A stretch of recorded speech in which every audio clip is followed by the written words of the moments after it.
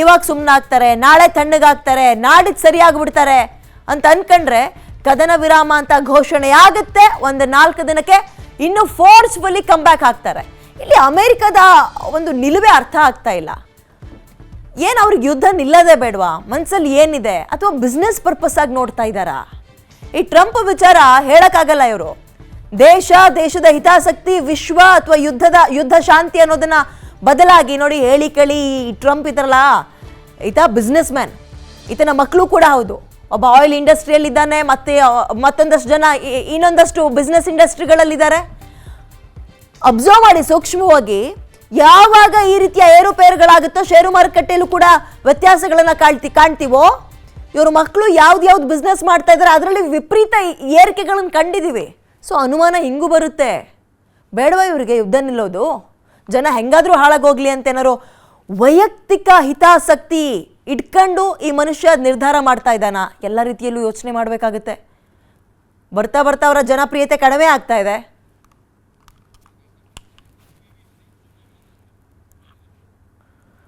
Okay, kernel PV ಹರಿ ನಮ್ಮ ಜೊತೆಗೆ ಲೈವಿಗೆ join ಆಗಿದ್ದಾರೆ. ಸರ್ ನಮಸ್ಕಾರ, ನನ್ನ ಧ್ವನಿ ನಿಮಗೆ ಕೇಳಿಸ್ತದೆ ಅನ್ಕೊಳ್ತೀನಿ.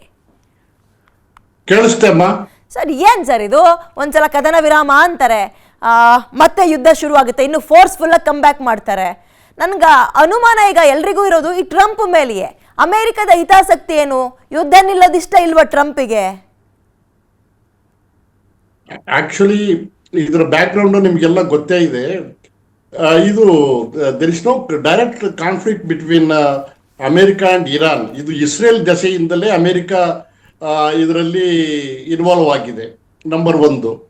ನಂಬರ್ 2 ಅಂತ ಹೇಳಿದ್ರೆ, ಎಲ್ಲಿವರೆಗೆ ಈ ಬದ್ಧ ವೈರಿಗಳು ಅವ್ರದ್ದು ಈ ಯಾವಾಗ ನಿಮ್ದು ಗಾಜಾ ಸ್ಟ್ರೈಪ್ ಮೇಲೆ ಯಂಗ್ಸ್ಟರ್ಸ್ಗಳ ಮೇಲೆ ಇದು ಹಮಾಸ್ನವರು ಅಟ್ಯಾಕ್ ಮಾಡಿದರು, ಅದರ ರಿವೆಂಜ್ 1,500 ಜನ ಸತ್ತರು. ಆವಾಗಿನಿಂದ ಇಸ್ರೇಲ್ ಅದರ ಪ್ರತಿಕಾರವಾಗಿ ಎಲ್ಲ ಮಾಡ್ತಾ ಇದೆ. ಆಲ್ಮೋಸ್ಟ್ ಸೌತ್ ಲೆಬನಾನ್ ಕ್ಯಾಪ್ಚರ್ ಮಾಡಿದೆ. ಸೌತ್ ಲೆಬನಾನ್ ಕೆಲವು ಟೆರಿಟರಿಯನ್ನು ಕ್ಯಾಪ್ಚರ್ ಮಾಡಿದೆ. ಎಲ್ಲಿವರೆಗೆ ಇಸ್ರೇಲ್ ಮತ್ತೆ ಲೆಬನಾನ್ ಮಧ್ಯದಲ್ಲಿ ಶಾಂತಿ ಬರುವುದಿಲ್ವೋ ಅಲ್ಲಿವರೆಗೆ ಈ ಶಾಂತಿ ಮಾತುಕತೆ ಇರಾನ್ ಅಮೆರಿಕದ್ದಾಗ್ಲಿ ಯಾವುದೇ ಆಗಲಿ ಅದು ಸಾಧ್ಯ ಇಲ್ಲ. ಅದಕ್ಕೋಸ್ಕರವೇ ಈಗ ಏನ್ ನಿಯೋಗ ಬಂದಿತ್ತು ಇರಾನ್ನವರು ಸ್ವಿಟ್ಜರ್ಲ್ಯಾಂಡ್ ಅಲ್ಲಿ 60 ದಿವಸದ ಒಂದು ಟೆಂಪರರಿ ಪೀಸ್ ಟಾಕಿಗೆ, ಅದು ಸಕ್ಸಸ್ ಆಗಿಲ್ಲ. ಸೊ ಈಗ ಅಮೆರಿಕದವರು ಹತಾಶರಾಗಿದ್ದಾರೆ. ಎಷ್ಟು ಬಂಬಾರ್ಡ್ ಮಾಡಿದ್ದಾರೆ, ಈವನ್ ಜಲಸಂಧಿ ಮೇಲೇನು ಬಂಬಾರ್ಡ್ ಮಾಡಿದ್ದಾರೆ. ಆದಷ್ಟು ಬಿಲ್ಡಿಂಗ್ಸ್ ಗಳನ್ನ, ಆದಷ್ಟು ಅವರ ಇನ್ಫ್ರಾಸ್ಟ್ರಕ್ಚರ್ ಇರಾನ್ ಅನ್ನ ನಾಶಪಡಿಸಿದ್ದಾರೆ. ಅವರ ನಾಯಕರನ್ನ ಕೊಂದಿದ್ದಾರೆ. ಈವನ್ ಆ ಸ್ಕೂಲ್ ಮಕ್ಕಳನ್ನ ಇದು ಮಾಡಿದ್ದಾರೆ. ಅವರು ಅಷ್ಟು ಸುಲಭವಾಗಿ ಇರಾನ್ ಇದು ಶಾಂತಿ ಒಪ್ಪಂದಕ್ಕೆ ಒಪ್ಪೋದಿಲ್ಲ, ಎಲ್ಲಿವರೆಗೆ ಇಸ್ರೇಲ್ ಲೆಬನಾನ್ ಮೇಲೆ ಅಟ್ಯಾಕ್ ಮಾಡುತ್ತೆ. ಸೊ ಇದು ಅಮೆರಿಕದವರಿಗೆ ಈಗ ಒಟ್ರಾಸಿ ಯುದ್ಧ ಬೇಡವಾಗಿದೆ. ಅಲ್ಲಿ ಇನ್ಫ್ಲೇಷನ್ ಶುರುವಾಗಿದೆ. ನೀವು ಹೇಳಿದಾಗೆ ಜನಪ್ರಿಯತೆ ಬಿಲ್ಕುಲ್ ಕಡಿಮೆ ಆಗ್ತಾ ಹೋಗ್ತಾ ಇದೆ. ಎಲೆಕ್ಷನ್ ಬರೋ ಟೈಮ್ ಆಗಿದೆ. ಸೊ ಅವನ್ಗೆ ಏನಾದ್ರೂ ಮಾಡಿ ಇರಾನ್ ಅನ್ನ ಬಗ್ಗಿಸ್ಬೇಕು, ಒಪ್ಪಂದಕ್ಕೆ ಸೈನ್ ಹಾಕಬೇಕು ಅಂತಿದ್ದಾನೆ. ಅವ್ರು ಇಲ್ಲ ಅಂದಕ್ಕೆ ಮತ್ತೆ ನಿಮ್ಮ ಮೇಲೆ ಮತ್ತೆ ಬಾಂಬ್ ಹಾಕ್ತೀನಿ ಅಂತೇಳಿ ಹೊರಟಿದ್ದಾರೆ. ಸೊ ಅವನಿಗೆ ಸರ್ವನಾಶ ಮಾಡೋದು ಒಂದು ಐಡಿಯಾ ಬಿಟ್ರೆ, ಈ ಏರಿಯಲ್ ಅಟ್ಯಾಕ್ ಬಿಟ್ರೆ ಬೇರೆ ಯಾವ ಒಂದು ಆಪ್ಷನ್ ಇಲ್ಲ ಅವನ ಹತ್ರ. ಅದಕ್ಕೋಸ್ಕರನೇ ಈ ನಾಟಕ ಎಲ್ಲ ನಾನು ನಡೀತಾ ಇರೋದು. ಫುಲ್ ಸ್ಟಾಪ್ ಯಾವಾಗ ಸರ್ ಇದಕ್ಕೆ? ಹಂಗಾದ್ರೆ ಅದೇ ಫುಲ್ ಸ್ಟಾಪ್ ಟೈಮ್ ತಗೊಳುತ್ತೆ ಮೇಡಮ್. ಇದು ಕೆಲವು ರಾಷ್ಟ್ರಗಳು ಇದ್ರ ಮೇಲೆ ಇರಾನ್ ಮೇಲೆ ಪ್ರೆಷರ್ ಹಾಕ್ಬೇಕೀಗ. ಅಮೆರಿಕದ ಅಂತಸ್ತಾಗ್ಬಿಡ್ತಾ ಹೋದ್ವಿ, ಅವಿಶ್ವಾಸ ಆಗಿದೆ ಅವರಿಗೆ.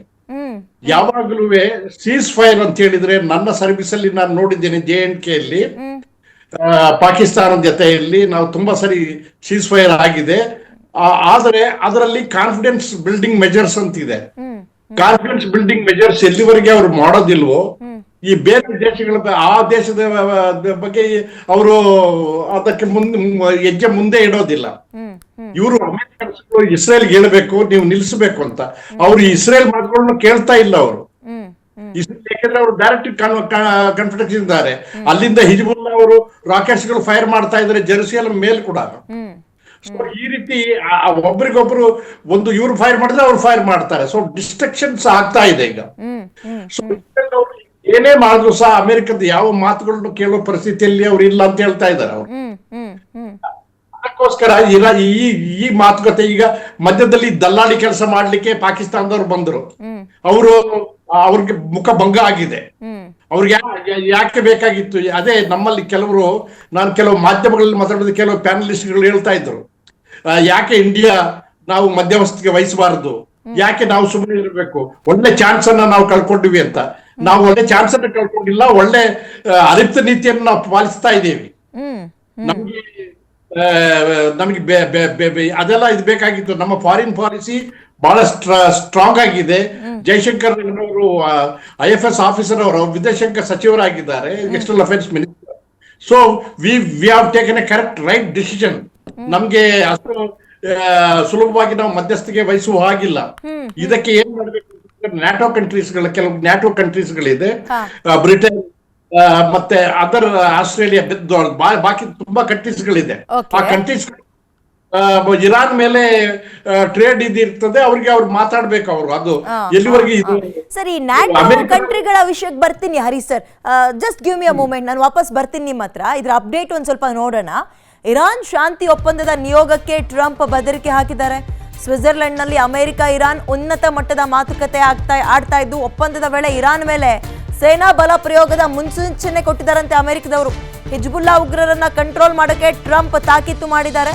ಲೆಬನಾನ್ ಮೇಲೆ ಇಸ್ರೇಲ್ ದಾಳಿ ಬೆನ್ನಲ್ಲೇ ಜಲಸಂಧಿ ಮುಚ್ಚೋಕೆ, ಅಂದ್ರೆ ಹರ್ಮೋಸ್ ಇದೆಯಲ್ಲ, ಅದನ್ನ ಮುಚ್ಚೋಕೆ ಇರಾನ್ ಪ್ರಯತ್ನ ಪಟ್ಟಿದೆ. ಶಾಂತಿ ಮಾತುಕತೆ ವಿಫಲವಾದರೆ ಜಲಸಂಧಿ ಅಮೆರಿಕನ್ ವಶ ಆಗತ್ತೆ. ಜಲಸಂಧಿ ಮುಚ್ಚಿದ್ರೆ ಇರಾನ್ ದೇಶವೇ ಇರಲ್ಲ ಅಂತ ಅಮೆರಿಕ ಅಧ್ಯಕ್ಷ ವಾರ್ನಿಂಗ್ ಕೊಡ್ತಾ ಇದ್ದಾರೆ. ತೈಲ ಸಾಗಣೆ ಹಡಗುಗಳಿಗೆ 20% ಟೋಲ್ ವಸೂಲಿ ಮಾಡ್ತೀವಿ. ಹಾರ್ಮೋಸ್ ಜಲಸಂಧಿ ಮುಚ್ಚದಂತೆ ಟ್ರಂಪ್ ಈಗ ವಾರ್ನಿಂಗ್ ಕೊಡ್ತಾ ಇದ್ದು, ಪಶ್ಚಿಮ ಏಷ್ಯಾಕ್ಕೆ ಅಮೆರಿಕವೇ ಗಾರ್ಡಿಯನ್ ಏಂಜಲ್ ಅಂತ ಕೂಡ ಟ್ರಂಪ್ ಹೇಳ್ತಾ ಇದ್ದಾರೆ. ಅದರ ಜೊತೆಗೆ ಸ್ವಿಟ್ಜರ್ಲೆಂಡ್ ನಲ್ಲಿ ನಡೆದ ಪಶ್ಚಿಮ ಏಷ್ಯಾ ಶಾಂತಿ ಮಾತುಕತೆ ಏನಿದೆ, ಅಮೆರಿಕ ಪ್ರತಿನಿಧಿಗಳ ಜೊತೆ ಫೋಟೋ ಶೂಟ್ಗೆ ಇರಾನ್ ಒಪ್ಕೊಂಡಿಲ್ವಂತೆ. ಹಸ್ತಲಾಘವ ಜಂಟಿ ಫೋಟೋ ಶೂಟ್ಗೆ ಇರಾನ್ ಒಪ್ಕೊಂಡಿಲ್ಲ, ನಿರಾಕರಿಸಿದ್ದಾರೆ. ಫೋಟೋ ಸೆಷನ್ಗೂ ಮುನ್ನ ಕೊಠಡಿಯಿಂದ ಇರಾನ್ ಹೊರಗೆ ಬಂದಿದೆ. ಇರಾನ್ ನಿಯೋಗ ಮುನ್ನಡೆಸಿದ ಮೊಹಮ್ಮದ್ ಬಾಗೇರ್ ಘಾಲಿಬಾಫ್, ವಿದೇಶಾಂಗ ಸಚಿವ ಅಬ್ಬಾಸ್ ಅರಗ್ನಿ ಕೂಡ ಮಾತುಕತೆಯಲ್ಲಿ ಭಾಗಿಯಾಗಿದ್ರು. ಅಂಡ್ ವೈಂಡ್ ಅಪ್ ಟೈಮ್ ನಲ್ಲಿ ಒಂದು ಶೇಕ್ ಹ್ಯಾಂಡ್ ಕೊಟ್ಟು ಒಂದು ಗ್ರೂಪ್ ಫೋಟೋ ತಗೊಳ್ತಾರಲ್ಲ, ಅದಕ್ಕೆ ಇವ್ರು ಯಾರು ಒಪ್ಕೊಂಡಿಲ್ಲ. ಅಲ್ಲಿಗೆ ಅರ್ಥ ಮುರಿದು ಬಿತ್ತು ಇದು ಅಂತ ಮುನ್ಸೂಚನೆ. ಓಕೆ, ಅಗೇನ್ ಸಂಪರ್ಕಕ್ಕೆ ಕರ್ನಲ್ ಹರಿಸರ್ ಸಿಕ್ಕಿದ್ದಾರೆ. ಹರಿಸರ್, ಈಗ ನಾನು ಇಷ್ಟೊತ್ತು ಏನು ಹೇಳಿದೆ ಎಲ್ಲ ಮುಗಿದ್ಮೇಲೆ ಎದ್ದು ಬಂದಿದ್ದಾರೆ, ಸಿಟ್ಟು ಮಾಡಿಕೊಂಡು ಮುನಿಸ್ಕೊಂಡು ಒಂದು ಫೋಟೋ ಶೂಟಿಗೂ ನಿಂತಿಲ್ಲ ಅಂದ್ರೆ ಅರ್ಥ ಕದನ ವಿರಾಮ ಅವೆಲ್ಲವೂ ಮುರಿದೋಯ್ತು ಅಂತ ಅನ್ಕೊಳ್ಳೋದ ನಾವು? ಹೌದೌದು, ಹೌದಮ್ಮ. ಯಾಕೆಂತ ಹೇಳಿದ್ರೆ ಅವರು ಅದಕ್ಕೆ ಸೈನ್ ಹಾಕ್ಬೇಕು, ಇಲ್ಲ ಅದು ಕಾರ್ಡಿಯಲ್ ರಿಲೇಷನ್ ಅಲ್ಲ ಅದು. ಅಕಸ್ಮಾತ್ ಅವರು ಯಾಕೆ ಹೊರಗೆ ಹೋಗ್ಬೇಕು? ಯಾಕೆ ಅಲ್ಲೇ ಕೂತ್ಕೊಂಡು ಅವರು ಇನ್ನೂ ಮಾತುಕತೆ ಮುಂದುವರಿಸಬಹುದು, ಇಲ್ಲ ಸೈನ್ ಹಾಕ್ಬಹುದು. ಹೊರಗಡೆ ಹೋಗಿದ್ದಾರೆ, ಬೈಕಾಟ್ ಮಾಡಿದ್ದಾರೆ ಅಂತ ಹೇಳಿದ್ರೆ ಅದು ಸಕ್ಸಸ್ ಅಲ್ಲ, ಅದು ಇದು ಯಶಸ್ವಿ ಅಲ್ಲ. ಇದು ಈಗ ಏನಾಗಿದೆ, ಎಲ್ಲಿವರೆಗೆ ಅವ್ರಿಗೆ ಕಾನ್ಫಿಡೆನ್ಸ್ ಆಗೋದಿಲ್ವ ಇರಾನ್ಗೆ, ಅವರ ಒಂದು ಇದರಲ್ಲಿ ಅವರ ಟರ್ಮ್ಸ್ ಕಂಡೀಷನ್ಸ್ ಗಳು ಏನಿದೆ ಅದನ್ನ ಇವರು ಒಪ್ಪೋದಿಲ್ವೋ. ಮೊನ್ನೆ ಫಿನಾನ್ಷಿಯಲಿ ಏನೇನ್ ಡ್ಯಾಮೇಜ್ ಮಾಡಿದಿರಾ ಅದನ್ನ ಫುಲ್ಫಿಲ್ ಮಾಡೋದ್ರಿಂದ ಹಿಡಿದು ಇನ್ನೊಂದಷ್ಟು ಕಂಡೀಷನ್ಸ್ ಗಳನ್ನ ಹಾಕಿದ್ದಾರೆ ಇರಾನ್, ಅದಕ್ಕೆ ಅಮೆರಿಕ ಕೂಡ ಒಪ್ಕೊಂಡಿದೆ ಅಂತೇನೋ ಕೇಳ್ತಾ ಇದ್ವಲ್ಲ ಸರ್ ನಾವು? ಇಲ್ಲ, ಅದು ಏನಾಗಿದೆ, ಅವರು ದುಡ್ಡು ಕಾಸುಗಳು ಎಷ್ಟೋ ಕೋಟಿ ಇಲ್ಲ ಎಷ್ಟೋ ಲಕ್ಷ ಕೋಟಿ ಕೊಡ್ಬೇಕು ಪುನರ್ ನಿರ್ಮಾಣಕ್ಕೆ, ಅದನ್ನ reconstructions of the work of Iran. ಮತ್ತೆ ಅವರು ಈ ಅಣು ಸ್ಥಾವರ ಇದೆಯಲ್ಲ, ಅದು ಎನ್ರಿಚ್ಮೆಂಟ್, ಯುರೇನಿಯಂ ಎನ್ರಿಚ್ಮೆಂಟ್ ಮಾಡಬಾರದು, ಮತ್ತೆ ಯುರೇನ್ ಬಾಂಬ್ಗಳು ಮಾಡಬಾರ್ದು, ಮಿಸೈಲ್ಗಳು ತಯಾರೇ ಮಾಡಬಾರ್ದು. ಮಿಸೈಲ್ಗಳು ಪ್ರಪಂಚದಲ್ಲಿ ಬೆಸ್ಟ್ ಮಿಸೈಲ್ಸ್ ಗಳು ಮಾಡ್ತಾ ಇರೋದು ಇರಾನ್. ಅವ್ರು ಅದನ್ನ ನಿಲ್ಸ್ಲಿಕ್ಕೆ ಹೋಗೋದಿಲ್ಲ ಅವರು. ಯಾಕಂದ್ರೆ ಶತ್ರುವಿನ ಎದುರಿಗೆ ತಮ್ಮ ಶಸ್ತ್ರಾಸ್ತ್ರಗಳನ್ನ ಕೆಳಗಿಡ್ಲಿಕ್ಕೆ ಅದು ಒಂಥರ ಶರಣಾಗತಿ ಇದ್ದ ಹಾಗೆ. ಅವ್ರು ಮಾಡೋದಿಲ್ಲ ಹಾಗೆಲ್ಲ, ಅವ್ರು ಕಂಟಿನ್ಯೂ ಮಾಡ್ತಾರೆ. ಅವ್ರು ಹೇಳ್ತಾ ಇದ್ದಾರೆ ನಾವು ಬಾಂಬ್ ಮಾಡ್ತಾ ಇಲ್ಲ, ಅಟಾಮಿಕ್ ಬಾಂಬ್ಸ್ಗಳು, we are not preparing it. ಆದ್ರೂ ಸಹ ಅವರು ಯುರೇನಿಯಂ ಎನ್ರಿಚ್ಮೆಂಟ್ ಮುಂದುವರಿಸ್ತಾರೆ, ಅದು ಪೀಸ್ ಟೈಮ್ ಯೂಸ್ಗೆ ಅಂತ ಹೇಳ್ತಾ ಇದ್ದಾರೆ. ಅದೇನೇ ಆಗಲಿ, ಇವರ ಟರ್ಮ್ಸ್ ಅಂಡ್ ಕಂಡೀಷನ್ಸ್ಗಳಿಗೆ, ಅಮೆರಿಕ ಟರ್ಮ್ಸ್ ಅಂಡ್ ಕಂಡೀಷನ್ಗೆ ಇರಾನ್ ಒಪ್ತಾ ಇಲ್ಲ. ಅವ್ರು ಇರಾನ್ ಹೇಳ್ತಾ ಇದೆ ಈ ರೀತಿ ಇದು ಮಾಡಿ ಅಂತ ಹೇಳಿ. ಸೆಕೆಂಡ್ಲಿ, ಈಗ ಅವ್ರದ್ದೊಂದು ಕೆಲವು ಬ್ರಿಗೇಡ್ಸ್ಗಳು ಮತ್ತು ಬೆಟಾಲಿಯನ್ಗಳು ಎಲ್ಲ ಇರಾನ್ ಮೇಲೆ ಒಂದು ಯುದ್ಧದ ಶುರುವಾದ ಮೇಲೆ ತುಂಬಾ ಪ್ಯಾರಾ ಕಮಾಂಡೋಸ್ಗಳು ಅವರೆಲ್ಲ ಹೋಗಿ ಇರಾನ್ ಹತ್ರ ದ್ವೀಪಗಳಲ್ಲಿ ಇಳಿದು ಅವ್ರ ಮೇಲೆ ಅಟ್ಯಾಕ್ ಮಾಡಲಿಕ್ಕೆ ಹೊರಟಿದ್ರು, ಗ್ರೌಂಡ್ ಅಫೆನ್ಸಿವ್ ಅಂತೀವಿ. ಆದರೆ ಗ್ರೌಂಡ್ ಅಫೆನ್ಸಿವ್ ಅಲ್ಲಿ ಅವರು IRGC ಇರಾನಿಯನ್ ರಾಯಲ್ ಗಾರ್ಡ್ಸ್ಗಳಲ್ಲಿ ಸೋಲೋದು ಖಂಡಿತ. ಯಾಕೆಂತ ಹೇಳಿದ್ರೆ ಅಲ್ಲಿ ಟೆರೈನ್, ಆ ಭೂಭಾಗ ಏನಿದೆ, ಬೆಟ್ಟ ಗುಡ್ಡಗಳು, ಅವರ ಒಂದು ಅದು ಬರೀ ಡಿಫೆನ್ಸ್, ಅವ್ರ ಡಿಫೆನ್ಸ್ಗೆ ಅದು ಸೂಕ್ತವಾಗಿದೆ, ಅಟ್ಯಾಕಿಗೆ ಸೂಕ್ತ ಇಲ್ಲ. ಅಮೆರಿಕನ್ಸ್ಗೆ ಅಟ್ಯಾಕಿಗೆ ಏನಾದ್ರು ಹೋದ್ರೆ ಇರಾನ್ ರೆವಲ್ಯೂಷನ್ ಗಾರ್ಡ್ಸ್ ಅವರು ಕೊಚ್ಚಿ ಹಾಕ್ತಾರೆ. ಆ Iran revolution guard is the best army ಇದೆ. ಸೊ ಅವರಲ್ಲಿ ಡಿಸೆಂಟ್ರಲೈಸೇಷನ್ ಇದೆ, ಅಲ್ಲಲ್ಲಿ ಅವರವರ ಬೆಟಾಲಿಯನ್ಗಳಿದೆ, ಅವ್ರದ್ದು ಡೈರೆಕ್ಟ್ ಕಮಾಂಡ್ ಅಂಡ್ ಕಂಟ್ರೋಲ್. ಈ ಎಲ್ಲದಕ್ಕೂ ಪ್ರತಿಯೊಂದು ಕೇಳಬೇಕಿದೆಯಲ್ಲ ಸೆಂಟ್ರಲ್ ಅಲ್ಲಿ, ಅವರವರು ಡಿಸಿಷನ್ ತಗೊಳ್ತಾರೆ ಲೋಕಲ್ ಅಲ್ಲಿ, ಕರ್ನಲ್ ಬ್ರಿಗೇಡಿಯರ್ಸ್ಗಳ ಲೆವೆಲ್ ಅಲ್ಲಿ. ಸೊ ಅವರ ಡಿಫೆನ್ಸ್ ಬಹಳ ಸ್ಟ್ರಾಂಗ್ ಇದೆ.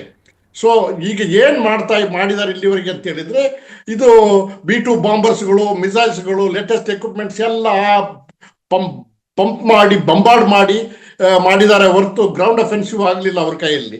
ಸೊ ಯಾವಾಗ ಅಮೆರಿಕಕ್ಕೆ ಗೊತ್ತಾಯ್ತು ನಾವು ನಮ್ಮ ಏರಿಯಲ್ ಅಟ್ಯಾಕ್ಗಳಾಗಲಿ ಇದೇ ಆಗಲಿ ಇದಕ್ಕೆ ಒಪ್ತಾ ಇಲ್ಲ ಅಂತೇಳಿ, ಈಗ ಬೇರೆ ಅವರಿಗೆ ವಿಧಿ ಇಲ್ಲ. At the maximum what may happen, ಈಗ ಏನಾಗುತ್ತೆ, ಇರಾನ್ ಹೇಳಿದ್ಮೇಲೆ ಅವ್ರು ಹೋಗಿ ಮತ್ತೆ ಬಾಂಬ್ ಹಾಕ್ತಾರೆ, ಮತ್ತೆ ಇರಾನ್ ಬಿಡುತ್ತೆ. ಎಲ್ಲ ಇವರು ಕುವೈಟ್ ಇಂದ ಹಿಡಿದು ಎಲ್ಲಾ ಕಡೆ ಏರ್ ಬೇಸ್ ಇದೆ, ಅಮೆರಿಕನ್ ಬೇಸಸ್ಗಳಿದೆ, ಯುದ್ಧ ನೌಕೆಗಳಿದೆ, ಅಲ್ಲೆಲ್ಲ ಬಿಡ್ತಾರೆ. ಸೌದಿ ಅರೇಬಿಯಾದಲ್ಲಿ ಇದೆ, ಎಲ್ಲ ಕಡೆನೂ ಇದೆ, ಅದ್ರ ಮೇಲೆ ಬಿಡ್ತಾರೆ ಅದು. ಯಾಕಂದ್ರೆ ಅಮೆರಿಕ ಅಲ್ಲಿಂದ 6-7 ಸಾವಿರ ಕಿಲೋಮೀಟರ್ ದೂರದಲ್ಲಿದೆ, ಅಲ್ಲಿ ಅಮೆರಿಕಕ್ಕೆ ಅವ್ರು ಫೈರ್ ಮಾಡೋದಿಲ್ಲ. ಮಾಡಿದ್ರೆ ಇಲ್ಲಿ ಮಾಡ್ತಾರೆ, ಇಸ್ರೇಲ್ಗೆ ಮಾಡ್ತಾರೆ. ಇಸ್ರೇಲ್ ಹೋಗ್ಲಿಕ್ಕೆ ಜೆರುಸಲೇಮಿಗೆ ಮತ್ತೆ ಟೆಹರಾನ್ ಕಡೆಯಿಂದ ಬಂದ್ರೆ ಕೇವಲ 12 ನಿಮಿಷ ಹಿಡಿತದೆ, ಒಂದು 2-3 ಸಾವಿರ ಕಿಲೋಮೀಟರ್ ಬಂದ್ಬಿಡ್ತಾರೆ ಅವರು. ಸೊ ಅಮೆರಿಕನ್ಸ್ ಇದ್ರ ಬಗ್ಗೆ ಮತ್ತೆ ರೀಬಾಂಬಾರ್ಡ್ ಮಾಡೋ ಚಾನ್ಸಸ್ ಇದೆ. Correct. Anyway, thank you so much sir, ಇಷ್ಟೊತ್ತು PNS ವಿಸ್ತಾರ ಜೊತೆಗೆ ಆ ವಾರ್ ಡೀಟೇಲ್ಸ್ ನ ಕೊಟ್ಟಿದ್ದಕ್ಕೆ.